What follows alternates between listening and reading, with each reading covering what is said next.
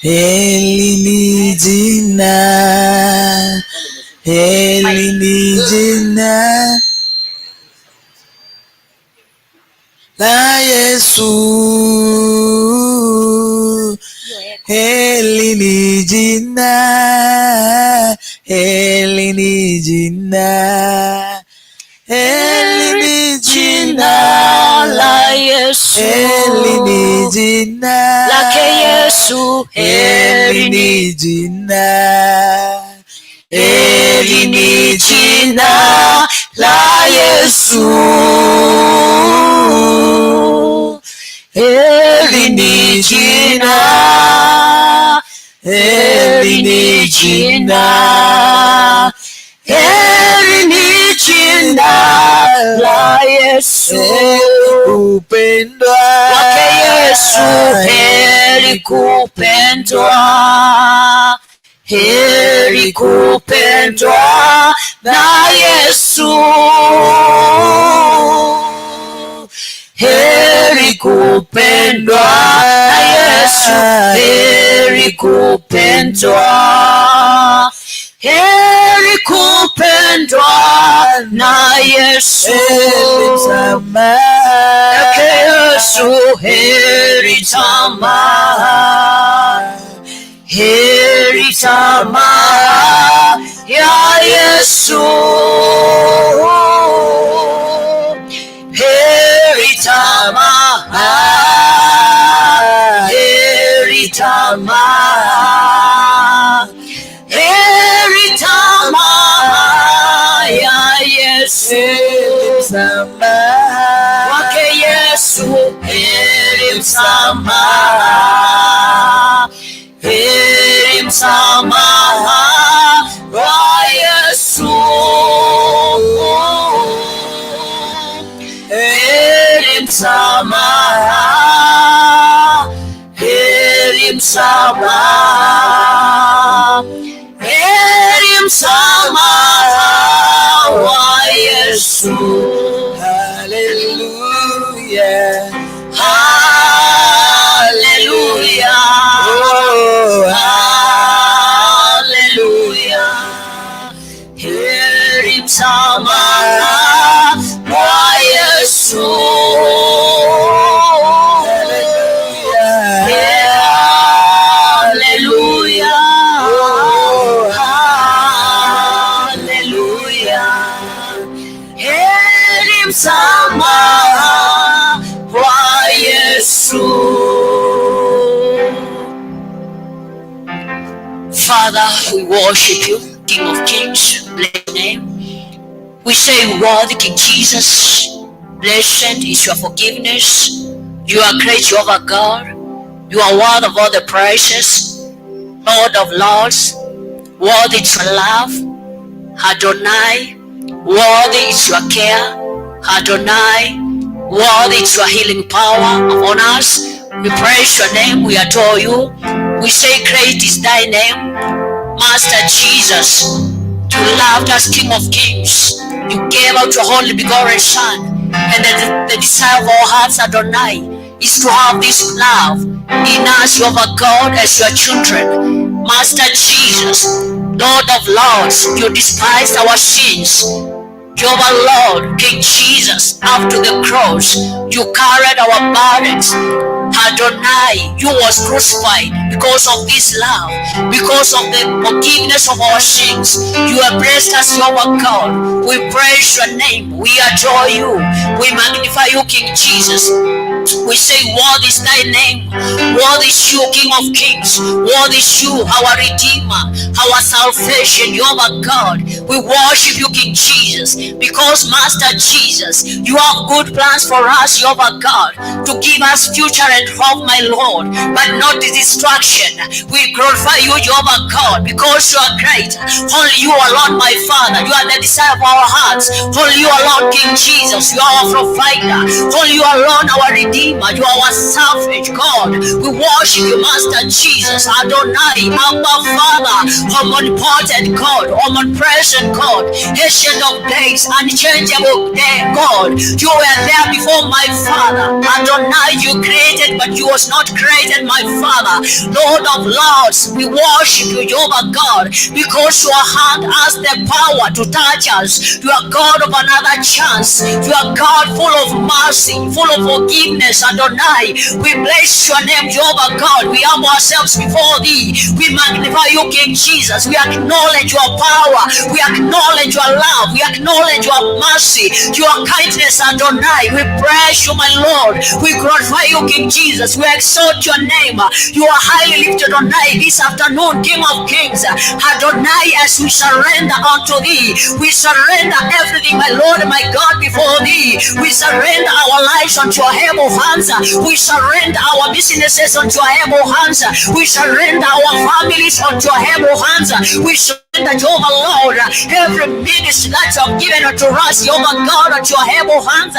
We surrender, King of Kings, this hour unto your able hands. We surrender this gathering unto your able hands, my God. We surrender our lives unto thee. We surrender our minds, our bodies, Jehovah God, unto your able hands, that you may touch us once more time, Jehovah Lord. We need more of you, Jehovah God. You are the desire of our hearts. You are all what we need, King Jesus. Beside you, Adonai, we have no another God. All other gods, my Lord and my Father, they are man-made gods, Jehovah Lord, and you are incomparable, Adonai. Your power is supreme into our lives, Jehovah God. You are all over, King Jesus, Master Jesus. When the righteous run unto thee, my Father, they be saved, Jehovah Lord. Adonai, when we call upon your name, we are set free, Master Jesus. When we lift up our eyes, my Lord, that's where our help comes from, my Lord and my Father. Oh, Jehovah God, King of Kings, we are calling upon this power, this hour. We are calling upon your presence. We are calling upon the leadership of the Holy Spirit. King of Kings, Adonai, give us this opportunity, give us this grace, that we may hear from you, that we may understand, Adonai, when you speak into us, that Jehovah Lord, we may give you the past position into our lives, into our minds, Jehovah God. We have surrendered unto thee, my Father and my God, that we may be an aroma before thee, that we may be your sons and daughters before thee, my Lord. King Jesus, forgive us our iniquities, sanctify us, cleanse us with the precious blood of your holy Son. Messiah, Jehovah Lord, without you, my Lord, without the leadership of the Holy Spirit, we cannot please you, Jehovah God. If we be led by the flesh, Adonai, we cannot please you, Jehovah God. We have surrendered unto thee, that the Holy Spirit may take place, that the Holy Spirit may manifest, that the Holy Spirit may teach us, that the Holy Spirit may guide us, may counsel us through your word, in the mighty name of Jesus. Master Jesus, I surrender my mind, I surrender my voice, I surrender my tongue, my Jehovah eyes unto your able hands. I surrender my hands unto your able hands. I surrender my legs unto your able hands, all the parts of my body, Jehovah God, that you may choose me according to your will, Adonai, because I'm just a piece of clay, my Father, and I do understand, Adonai, when the clay is on the hands of the potter, the heart code does not ask the potter what you want to make, but we surrender unto thee, that you may make us to be whom you want us to be, my Father, in the mighty name of Jesus. I say thank you because of our viewers. I say thank you because of all the congress, my Lord and my Father, who are in this house, my God and my Redeemer. King Jesus, meet the desires of our hearts, meet our needs, Jehovah God. King Jesus, let your will be done. We worship you and we adore you. We acknowledge who you are, my Father, into our lives. We acknowledge your power and your mercy. We acknowledge your love, Jehovah God, which is incomparable, Adonai. You gave out the begotten Son. He was crucified because of our sins, my Father. We worship you this afternoon. We lift your name on high. We have casted our burdens unto thee, my Father, that Messiah you may take. In the mighty name of Jesus, Holy of Holies, King of Kings, our Redeemer, Abba Father, all the 24 elders, my Lord and my God, day and night they bow before you, my Lord, singing Hosanna, Hosanna, the highmost God. We worship worship you this afternoon. We say you are worthy. We say you are holy. You are holy. You are holy. You are holy. You are holy, King of Kings. And your name, my Father, has no end combination of any other name. And by the mention of the name of Jesus Christ of Nazareth, receive all the adoration, my God. You are the Messiah, Borobosaya. As I say, thank you, Jehovah God. Be with us, minister to us. Rectify us, empower us, encourage us, strengthen us, my Father, through your word, King of Kings. Oh, cover our nakedness, Adonai. Take shame away from us, my God. Wipe us our tears, for you have the power and authority, my Lord, for the good plans that you have for us. You make it a way where seems to be no way, my Lord. Take away and be broke, my Father, into our lives. Take away, my Father, my God, and plant from the pit of the hell, my God. King Jesus, we have surrendered unto thee. Oh, Jehovah God, let your word come to rectify us. Let your word come to correct us. Let your word, my Lord, my Father, come to refer us back unto your way, my God. We have surrendered unto thee, King of Kings, as we say, worthy is your name. Thank you, God, because of your servant, Reverend Tora Warwick, King Jesus, whom we are serving under is your authority. Master Jesus, we have surrendered his life unto our able hands, because you are great, my Lord. Let this shelter, my Lord, my God, be a well for men to drink from it, Jehovah God. Let this shelter, Jehovah Lord, bring forth fruits, my Lord, at the due season, King of Kings, in the mighty name of Jesus. We say you are great. We say you are great, my God. You are great, King of Kings, and everything written about you, our Redeemer, is great. Receive all the adoration. You are highly lifted tonight, King of Kings. You are the only cow that never ends stray, my Lord and my Father. We have run unto thee that we may be saved. We have run unto thee that we may be healed. We have run unto thee that we may be elevated. We have run unto thee that we may be set free, over Lord, in the mighty name of Jesus. Father, we worship you and we adore you. And it's in Jesus' name we do pray, trust, and believe. Amen. Amen. Amen. Amen. Thank you, Jesus. Hallelujah. It's a preference to serve the Lord. It's not by mighty or power, but by the Holy Spirit of the Lord who worketh in us. I greet you once more time. And as I said the other time, every hour it's a good morning for the believers. I know and understand by our culture that this time is the afternoon. So I greet you all, our viewers, even the members in the church, by the name of the Lord. I'm standing here again by the grace of the Lord to minister to each one of us His word.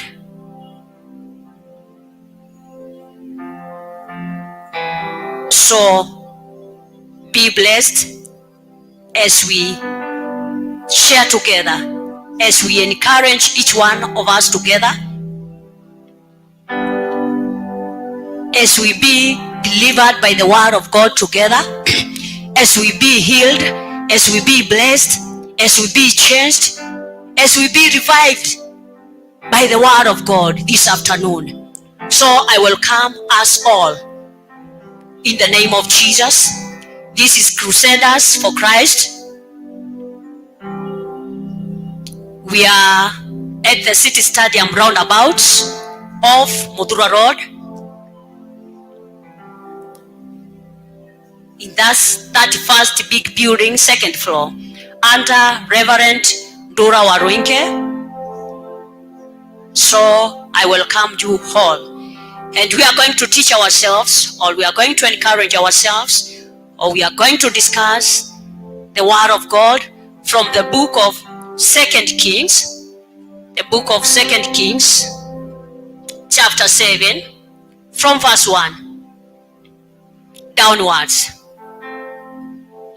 And in the morning, we were discussing, or we were reminding us through the servant of God, St. Paul, about love, the first love, which the Lord our God showed to us by giving out his only begotten Son.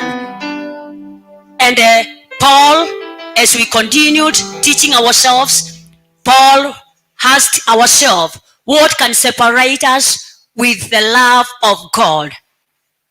And now I want us to encourage us this afternoon.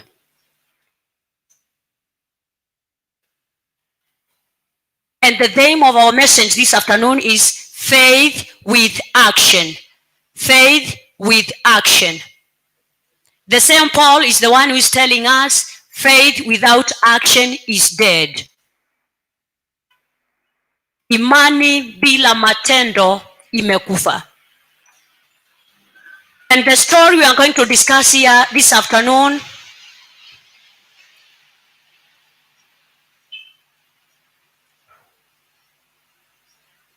it's to have that faith of what you want and take an action. And in the first place, you have to understand that faith cometh by hearing, and hearing the word of God. And the faith is that evidence or that confidence, having that evidence, that confidence of things which you have not yet seen, but you are waiting upon them. Things which you have not yet seen with these carnal eyes,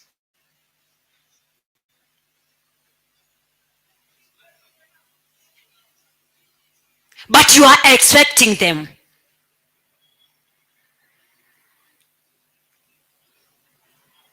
And in this story of ours this afternoon, we have about 4 to 3 characters, of which we have in the house of the Lord in the present.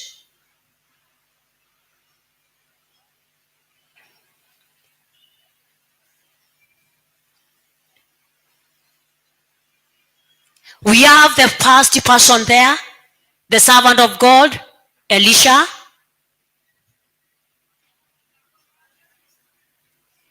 Son of Shaphat, Amashaft.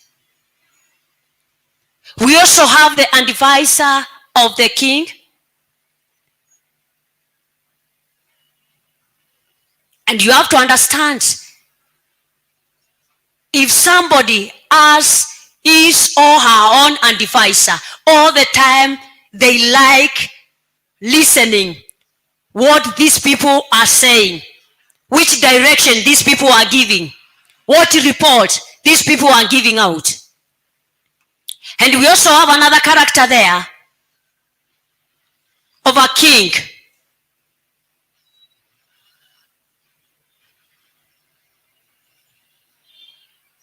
King Joram of Syria.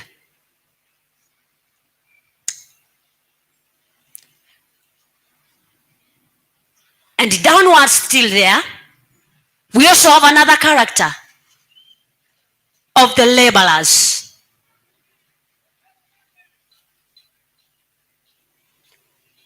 And we are going to read from verse 1. And this is what the Bible says.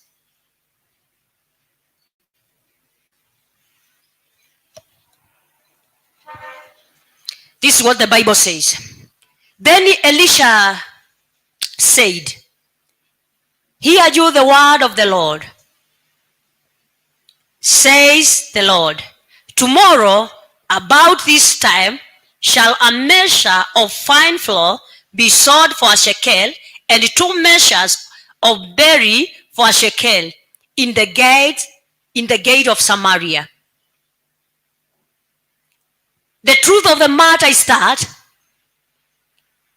if you read the other chapters before we reach chapter 7, you will find there was a drought, there was famine, people were starving, people had hard times in the city of Samaria. People lacked food. There was also war between Samaria and Syro. But now, after all those things, now the servant of God or the man of God is now standing. And don't forget, this man of God is standing to deliver the message from the Lord, while on the other hand, the enemy is pursuing after him. The enemy is confessing that the sun is not going to set before his head is down. But the servant of God is here now, being chosen by God to deliver good news. Despite the bad news they are delivering to him, despite the bad plans they are planning against him, despite the challenges that he is facing, he is delivering the message of the Lord to his people, the children of Israel. And he is saying, hear the word of the Lord. Thus says the Lord, tomorrow at this time shall a measure of fine flour be sold for a shekel, and 2 measures of barley for a shekel in the gate of Samaria. This servant of God is not delivering his own words.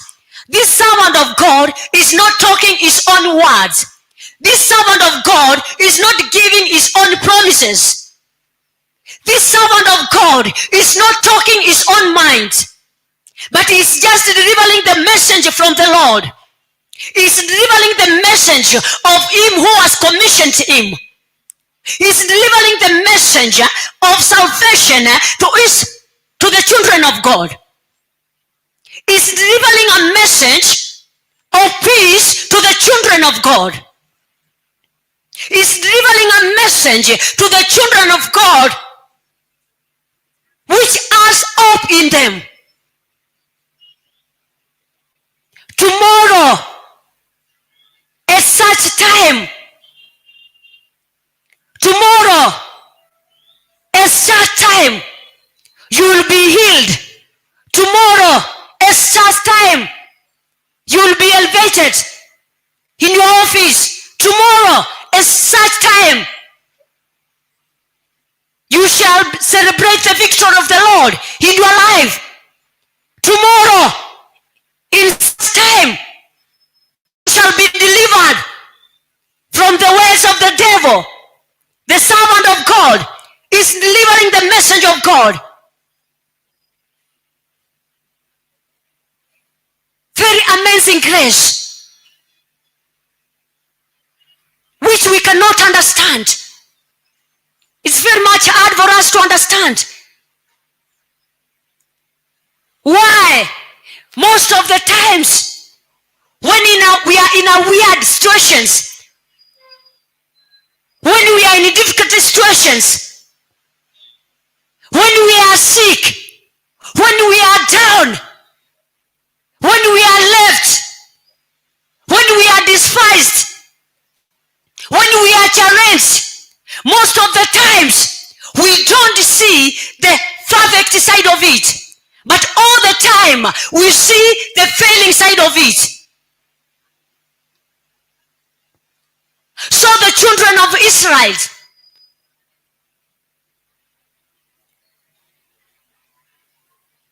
were despised, were challenged sababu ya vita. Mfalme wa Syria naye ameinuka, anasema ya kwamba kuna mtu ambaye ako katika huu mji ambaye kila wakati ako na siri, na yeye ndiye anatutamkia mambo mabaya. Mtu Mungu Elisha, wakati ambapo wanapanga vita kwa ajili ya kuinukia wana wa Israeli, mtumishi wa Mungu anashuka na kuambia mfalme ya kwamba adui wamepanga ili kinyume na watu wa Mungu, kwa hivyo mnahitaji kuchukua ile hatua.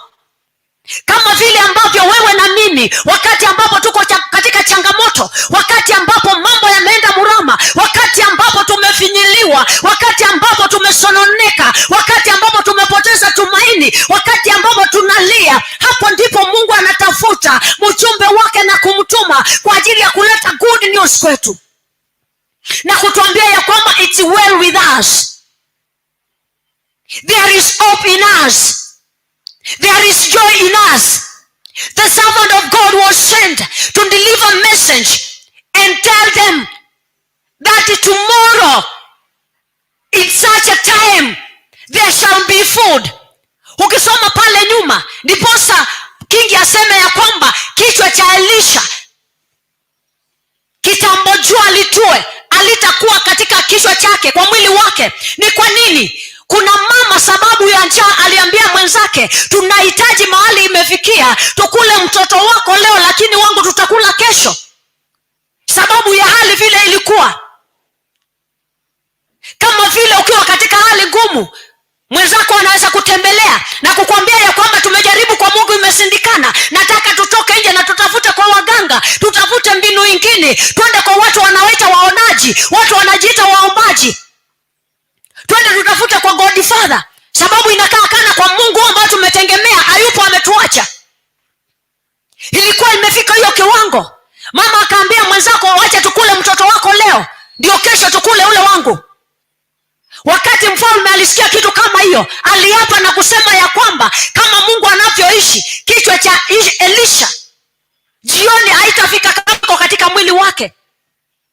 But glory be to God, wakati ambapo anatangaza kinyume na maisha ya mtumishi wa Mungu, wakati ambapo anapanga kinyume na maisha ya mtumishi wa Mungu, sababu mtumishi wa Mungu naye hako connected, hako focus, hako na imani kwa yule ambaye alimuita, hako na imani kwa yule ambaye anamtumikia, hako na imani kwa yule ambaye anamtetea, hako na imani kwa yule ambaye anamuwezesha. Ndipo yeye anaendelea kunena na yeye na anamwambia, simama sasa, nataka upeleke ujumbe wa amani, nataka upeleke ujumbe wa upendo, nataka upeleke ujumbe wa uponyaji, nataka upeleke ujumbe wa furaha kwa watu wangu ambao wamesononeka. Na wakati ambapo alifika mahali pale na kusema jinsi ambavyo Bwana amesema, anasema ya kwamba listen to the word of the Lord, not my own words.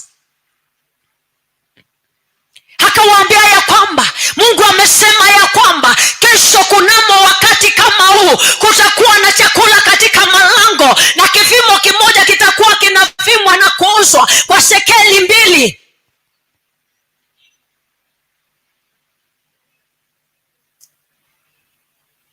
How many times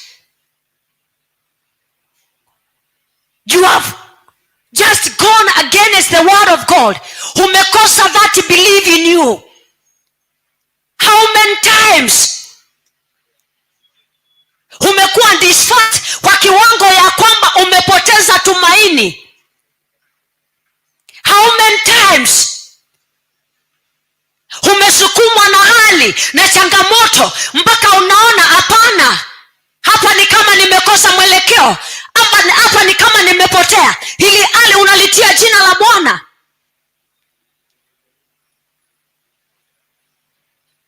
Mstari wa 2 unasema hivi, then a rod on whose hand the king leaned answered the man of God and said, behold, if the Lord would make windows in heaven, might this thing be? And he said, behold, you shall see it with your eyes, but shall not eat thereof. Praise the Lord. The man whom the king leans on, the man who the king trusted, the man whom the king believed, the man whose the king's eyes were focused, stood and started challenging the servant of God, stood and started discussing what the Lord has sent his servant to say or to deliver. And they started asking him questions, putting God in the same level with what he is seeing, putting God in the same measure that he is seeing with his own eyes. He started asking questions. Are you sure, even if he opens the windows and the doors of heaven, can this really happen? Putting in mind that just a day, these two ladies slaughtered one child and they ate. Then this man is telling me about food. Can this really happen? Disbelieving, missing to understand, missing the context and the concept. There are sometimes we do ask questions when the servant of God stands to minister, when the servant of God stands to deliver a prophet's word onto your life, when a brother or a sister promises you or tells you there is a hope, there is success, there is prosperity, there is that power to heal, there is resurrection, there is joy, there is peace. You just look at the situation that you are in and you say it cannot happen. You are lying to me. You are wasting my time. You are confused. You don't know what you are talking about. So this man whom the king Lily Linton asked the Son of God so many questions. He really misbelieved the servant of God. He was an unbeliever. And what you have to understand is that the reward of unbelieving is death. Usipoamini, mwisho wako ni mauti. Mwisho wako ni kifo. Don't forget this man of God. He was not the one who was speaking. He was delivering the message direct from the Lord. He was just a mouthpiece of the Lord. He was just a spokesman of the Lord. He was just delivering what the Lord is speaking through him. So it's God himself who was speaking. It's God himself who was giving this promise. It's God himself who was delivering the children of Israel. It's God himself who was ready to heal, who was ready to change, who was ready to bring laughter, who was ready to bring joy. But because this man was full of himself, lacked to understand the mysteries of the Lord, he started just campaigning and discussing the mysteries of the Lord with the servant of God. And now at that time, this is what the servant of God told him: you are going to witness what the Lord our God is going to do. You are going to see with your own eyes. You are going to be together with us when the Lord is going to do what he has promised us, because the promises of God are yeah and amina. You are going to be a witness when the food is going to be delivered. You are going to see with your own eyes, but you are not going to taste it. Praise the Lord. The same to me and you. The time the Lord our God given us a promise, when we miss to believe, the reward of that is death. The reward of that is delay. The reward of that is to miss what the Lord has promised us. The time we start discussing with him, the time we start asking questions, the time we start despising him, the time we start unbelieving what the Lord has spoken to us, the Lord our God just moves aside and leaves us alone, that we may be led by our own minds and the desires of our eyes and our bodies. So the servant of God told this God, my dear brother, I tell you, you are going to see the Lord is going to do, but you are not going to be partakers together with us this afternoon. I don't know what you are going through. I don't know what condition you are in. I don't know what challenge you are facing, but I'm standing here this afternoon to tell you that there is a God who has the power to change. There is God who has the power to do miracles. There is God who has the power to heal. There is power in the Lord who has the power to bring joy and laughter. There is God who has the power to bring again to life. There is God who has the power to elevate you. There is God who has the power to give you a new name. There is God who has to give you that courage and the power to stand and testify his goodness, to stand and say, beside all the challenges, I know my Redeemer liveth, and he has to come as his due time. He has to bless me. He has to wipe me my tears. He has to cover my nakedness. He has to lift me on high. He has to give me this power to stand and praise his name, to magnify his name, to glorify his name, to taste of his power, to taste of his blessings, to taste of his care, because he's Yah and Amina, and he lives forever. Hallelujah. The servant of God told these servants that you are going to see with your own eyes. The same to me and you. The time we have been given a prophecy, it's not the man of God who's speaking, but God speaking through the servant of God. The servant of God is being used just like a mouthpiece to deliver the message. Maybe you are sick and you have doubt in you. Maybe there's a servant of God or a sister or a brother who has stood and told you that it's well with you. This afternoon I'm standing to tell you, have that faith in you. Just to say, I'm healed. I'm healed in the name of Jesus.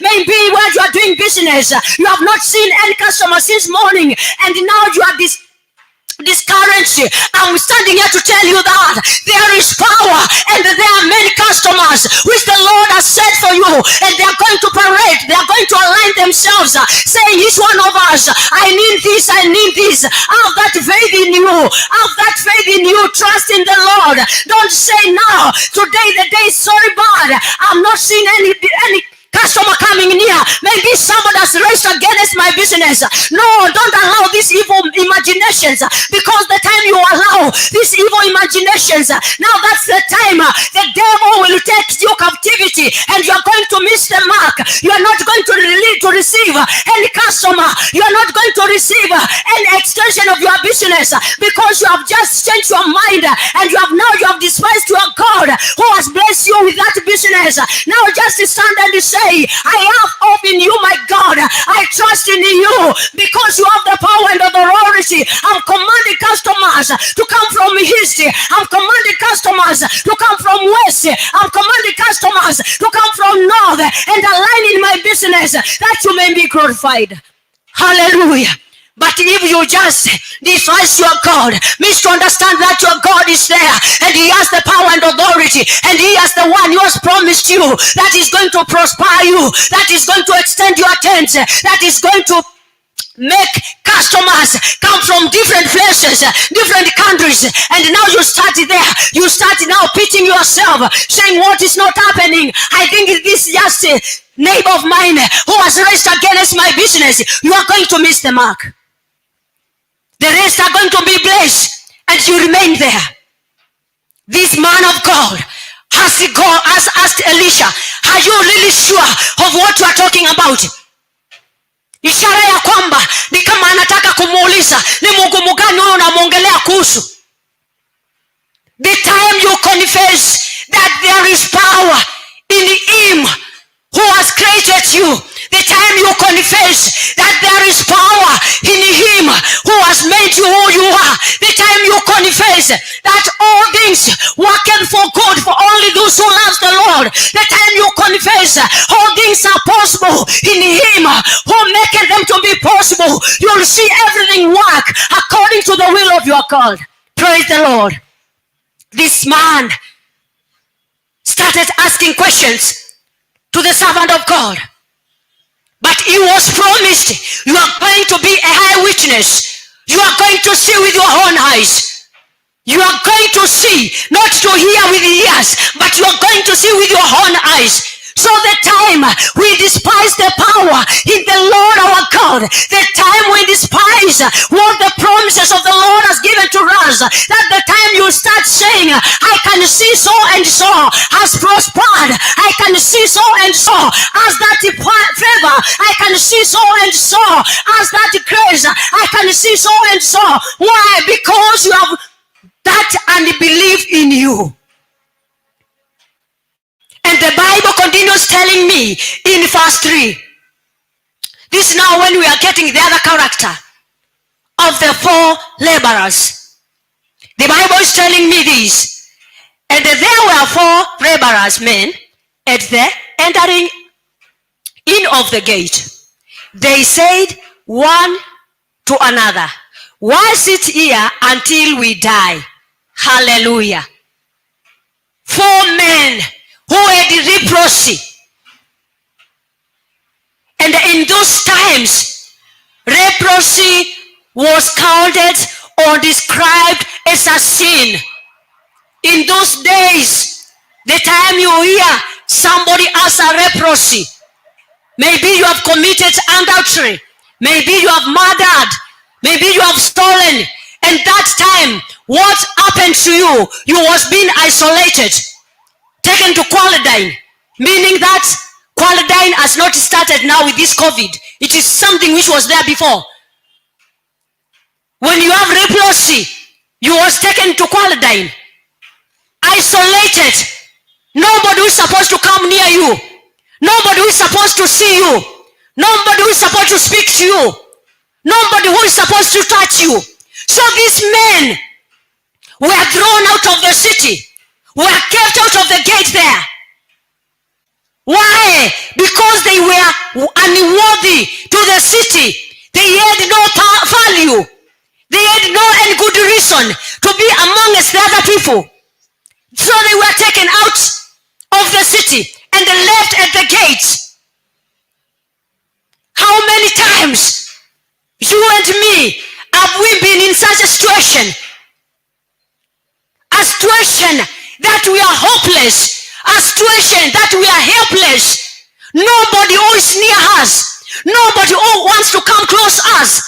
Nobody who wants to hear our voice. Nobody who wants to listen to us. And still we are crying. We are mourning. We are left alone. Things are just becoming worse in lives. Maybe people are just there despising you in the office. Maybe where you are married or where you have married, the family members, they don't want to see you. Maybe where you are fellowshipping as a Christian, even the church members, they don't want to see you. How many times these four men had such a problem? They were isolated, neglected, left alone, thrown away because they had no value. They had no any good reason to be amongst the others. And still, there is that problem of famine. No food, no water.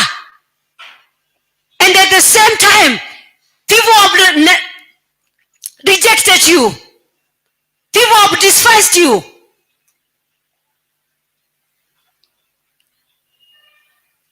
But they made that decision. Faith without action is dead. They made up their minds. They said now, yes, here we are. We are hopeless. We have no value. We have no sense to anyone of this city.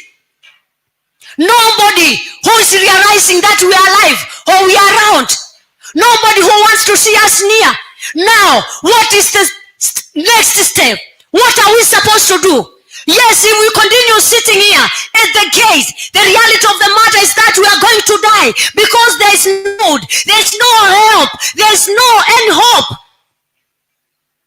At the same time, if we stand and start walking back to the city because we doesn't deserve to be near other people, they are going to kill us. Now what are we going to do?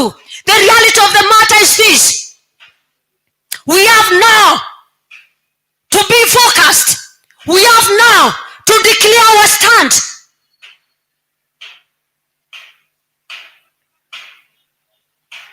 They made up their minds.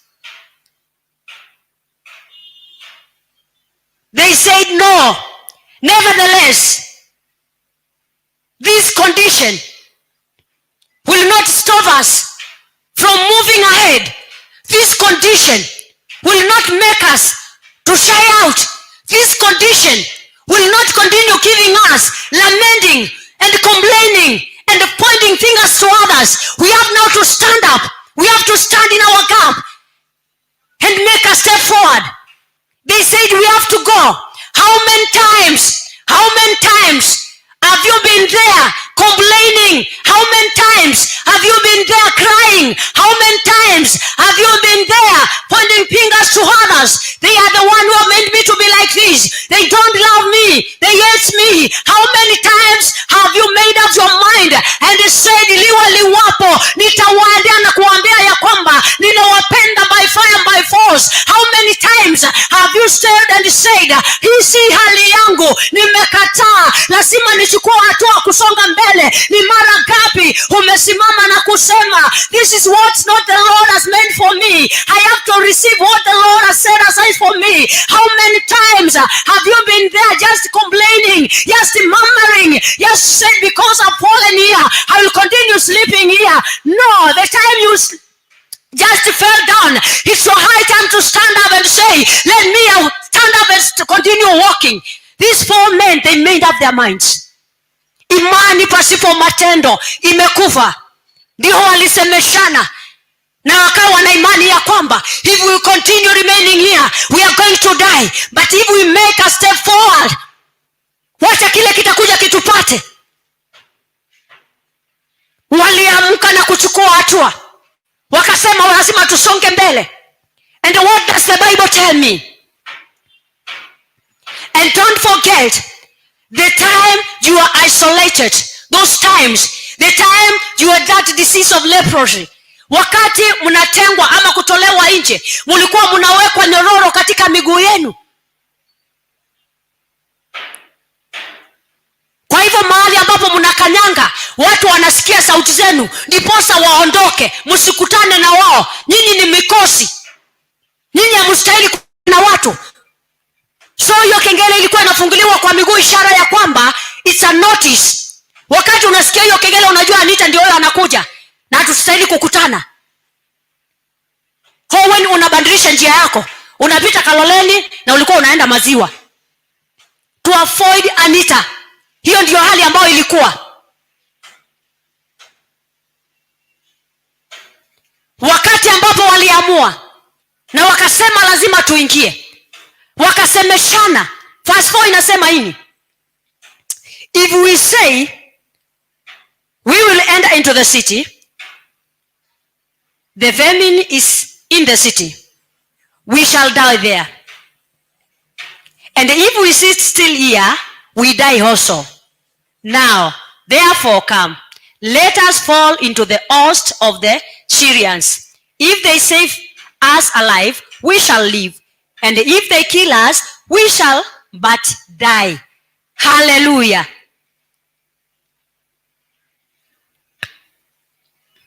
We have to lose nothing. We have to lose nothing. All the promises of our God, which He has promised us. When we make our minds, when we make our decision, when we stand firm in faith and put into action, we're not going to miss, we are not going to lose anything which the Lord our God has set aside for us. Walisema wakituhifadhi wai tuishi, wakituua na tufe sasi. Waliamua. Kwa hivyo mchana wa leo ni juu yako kufanya uamuzi wa hekima. Ni juu yako kutafakari na kusema, kama sio Mungu hako pande wangu, ningekuwa wapi? Na wakati unajiuliza swali kama hiyo, utasonga mbele, utasonga hatua mbele. Utaacha kunyamazishwa na tule tu vitu tudoko ambacho unaona. Utaacha kushushwa na tule tu vitu tudoko ambacho unaona. Utaacha kuzuiliwa na sauti za wanadamu. Utaacha kunyamazishwa na matendo ya wanadamu. Utaacha kufungiwa na vituko za wanadamu, bali utasonga kifua kikiwa mbele na kusema ya kwamba lazima nifikie ahadi yangu. changu, lazima nifikie kilicho changu, lazima nipokee kilicho changu. Yule aliyenipa lazima ni mwaminifu, na anapopeana habadilishi, anapoahidi habadilishi, lazima akamilishe ahadi yake. Hao wanaume walifanya uamuzi wa busara, wakasema lazima tusonge. Wakitaka kutua wacha watuue, wakitaka kutuacha wacha watuache, wakitaka kutupiga vita wacha watupige vita. Kwa hivyo mchana wa leo, as a Christian, make up your mind, be focused, fanyisha imani yako kazi,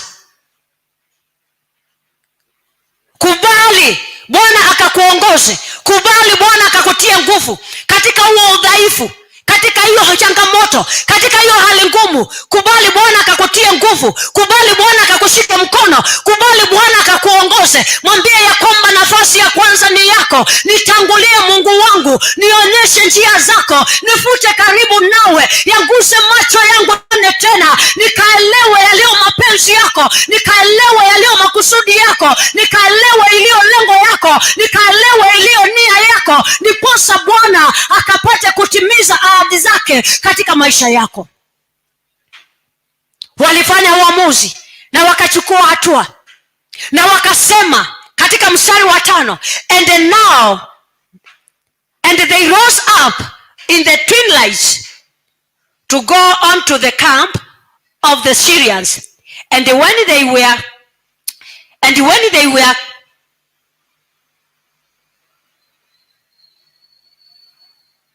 come to the utmost part of the camp of Syria, behold, there was no man there. Hallelujah. The time they made up their minds, the time they stood on their feet, and they said, now it's our high time. Wakasahau ukoma uliokuwa ndani yao, wakasahau mateso yaliyokuwa ndani yao, wakasahau kudharauliwa kuliokuwa ndani yao, wakasahau mashutumu waliokuwa wamefanyiwa, wakasahau dhihaka ambazo walikuwa wamefanyiwa, wakasahau ukame na mateso waliokuwa wamekutana nayo. Wakasimama na wakasema, kabla hakujapambazuka lazima tuwe tumefika katika ile kambi, lazima tuwe tumefika katika ile kambi, tukaone ni nini iko mahali pale, na Mungu naye ni nani. Biblia inasema ya kwamba wakati ambapo walifanya uamuzi na wakasema sasa ni kuchukua hatua ya kusonga, wakasahau ukoma, kama jinsi ambavyo mimi na wewe unajua ni ukoma wa aina gani ambao umekufanya ukajitenga, ukaona kana kwamba Mungu amekusahau, ukaona kana kwamba Mungu amekuacha, ukaona kana kwamba ahadi za Mungu asipo kwa ajili yako. Wakati ambapo unasahau hayo yote na kuona uweza wa Mungu ndani yako na kujitambua ya kwamba mimi ni mzima ndani yake, mimi niko na uwezo ndani yake, mimi niko na kibali mbele zake. Na wakati ambapo unatamka hayo na kusahau yale ambao yamekuwa katika maisha yako na kusahau kile changamoto na kusonga mbele, hapo ndipo Mungu naye atasimama na kujidhihirisha. Hapo ndipo Mungu atasimama na yeye na kujidhihirisha ya kwamba yeye ndiye aliyekulukuu, yeye ndiye aliyekuomba, yeye ndiye aliyekuita kwa kusudi lake mwenyewe, yeye ndiye ambaye amekupangia mambo mazuri, yeye ndiye anakuwazia mambo mazuri, yeye kukusudia kukuinua na kukupa cheo kingine, yeye ndiye amekusudia kukutoa katika kile cha yeye ndiye amekusudia kukupa jina jipya. Wakati ambapo unajibua na kusema no more complaining, being defeated by the condition, no more complaining, no more being discouraged, no more being despised, but I know my God, He is my strength. He has the power and authority to change everything. He has the power and authority to deliver me from the enemy. He has the power and authority to bring me back into life. He has authority to give me what He has assigned for me. The time the Lord your God will walk together with you, because the Bible is telling me they made up this mind, and they before it's twilight we have to be there in the camp that we may see what is happening there. Biblia inasema ya kwamba waliposonga na kufika mahali pale, they find no man there in the camp. Why? Do you know what happened or what made them to find no man in the camp? As I've said there before, the time you have leprosy, ulikuwa unafunguliwa minyororo katika miguu. Kwa hivyo wakati unatembea, hizo kengele zinalia kwa miguu, hizo kengele zinapiga kelele kwa miguu. Kwa hivyo wakati ambapo walikuwa wanatembea, sababu wamefanya uamuzi wa busara, wanalifanya hizo kengele katika miguu yao, kwanza kulia kwa uzito, kwanza kulia kwa nguvu. Wale maadui wakafikiria ya kwamba mfalme wa Samaria ametafuta wanajeshi kutoka nchi mbalimbali. Mfalme wetu Uhuru Kenyatta ametafuta jeshi ya Tanzania, ametafuta jeshi ya Uganda, ametafuta jeshi ya Canada kwa ajili ya kuja kupigana na maadui ambao wamejami kwa ajili hii nchi. Wale maadui walisikia hiyo milio ya hiyo makengele, wakachanganyikiwa, wakaona tumekwisha, wakaona hatuwezi tena, wakaona uwezo tena, wakaanza kutimua mbio. Biblia inaniambia ya kwamba waovu wasio haki hutimua mbio pasipo mtu yeyote kumkimbiza. Walitoka mbio, walianza kukimbizana, wengine wanatoa manguo, wanatupa viatu, ndiposa wao wepesi wakapata kukimbia, wajipone na mauti, wajipone na kifo. Ili hali ni wale wenye ukoma, watu ambao walikuwa wamepoteza tumaini, watu ambao walikuwa wamedharauliwa, watu ambao walikuwa wametengwa, watu ambao walikuwa wameitwa majina, watu ambao walikuwa wana sababu yoyote. Mungu akawatumia kwa ajili ya kuleta utofauti katika nchi ya Samaria. Praise the Lord. The same to you and me this afternoon. The time you understand yourself, the time you refuse to be intimidated with that situation you are in, with that condition you are in, and you raise up and say, now before dawn, before morning, I have now to stand and confess that the Lord my God has the power. The Lord my God is together with me. The Lord my God has commissioned me. The Lord my God has called me. That's now the time the Lord your God will vindicate himself. That's now the time the Lord your God will show his power to your enemies, and they will run away. They will stand aside. They will be amazed. They will be confused. They will lack words to say, because the Lord your God has done what no man can do in your life. Hallelujah. So wherever you are listening me from this afternoon, I don't know which condition you are in. I don't know which challenge you are through. I don't know what you are crying about. I don't know what you are complaining about. But now this afternoon, the word of God has come to us, that we may stand firm, that we may arise and shine, that we may stand and say, it's well with us, because our Redeemer liveth. Now is the time for us to confess that we have power and authority in that condition which has been just brought us down, which is discouraging us, which is bringing tears into our eyes, which is just bringing grieving into our hearts. It's now the time to stand and say, I know my Redeemer liveth, and he has the power and authority to change the unchangeable. He's a reliable God. He's a God above all gods. Now his power is supreme to everything. So we surrender unto him. Surrender unto him. Surrender unto him. Tell him, you're God. This afternoon, I want your power to prevail in this situation I'm in. I want your power to prevail in this disease I'm in. I want your power to prevail in this condition. I want your power to prevail in my ministry. I want your power to prevail in my business. I want your power to prevail in the nation of Kenya. I want your power to prevail in my office. I want your power to prevail even when I'm traveling, because you have understood yourself. It's not now the time for us to mourn. It's not now the time for us to cry. It's not time for us to complain. It's not time for us to point fingers to others. Forget about anything. Forget about everything. Forget about every situation. But now stand up and say before the thing lies, I have to receive what the Lord has said for me. I have to be called whom the Lord has made me to be called. I have to receive and more where the Lord has just commanded my steps to step. Praise the Lord. The Bible tells me these men ran away. They left everything, the horses, the ashes, everything that they had, every food that they had. Walikimbia, kila mtu anatoroka kwa sababu yoyote. Ni kwa nini? God can use anything he wants. God uses the weak thing to despise the strong thing. alitumia watu ambao walikuwa wamedharauliwa, wamekataliwa, wametengwa, wametupwa mbali, kuleta uponaji katika nchi ya Samaria. Na wewe jikubali jinsi ulivyo, na ukakubali Bwana akakutumie kuleta utofauti mahali ambapo uko. Kubali Bwana akatumie jinsi ulivyo. Wacha kuona ule udhaifu wako, wacha kuona ule ukale wako, wacha kuona ule kawaida wako, wacha kuona yale mashtumu.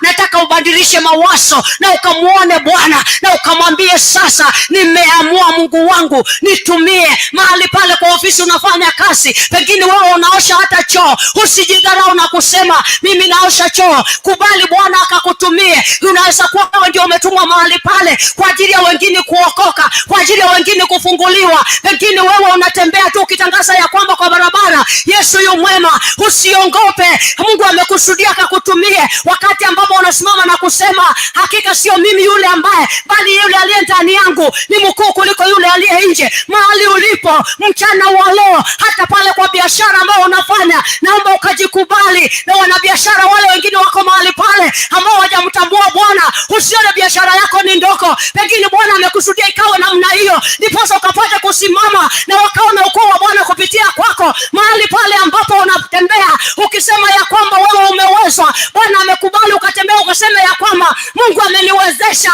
ndipo wale ambao pia wamefinyiliwa wakaona ukuu wa Bwana kupitia kwako. Mahali ambapo unaona umekataliwa, Bwana amekusudia ukasimame na kusema ya kwamba nimekubalika na nimependwa, ndipo yule ambaye ako chini akaona ukuu wa Bwana kupitia kwako, kwa jina la Yesu Kristo.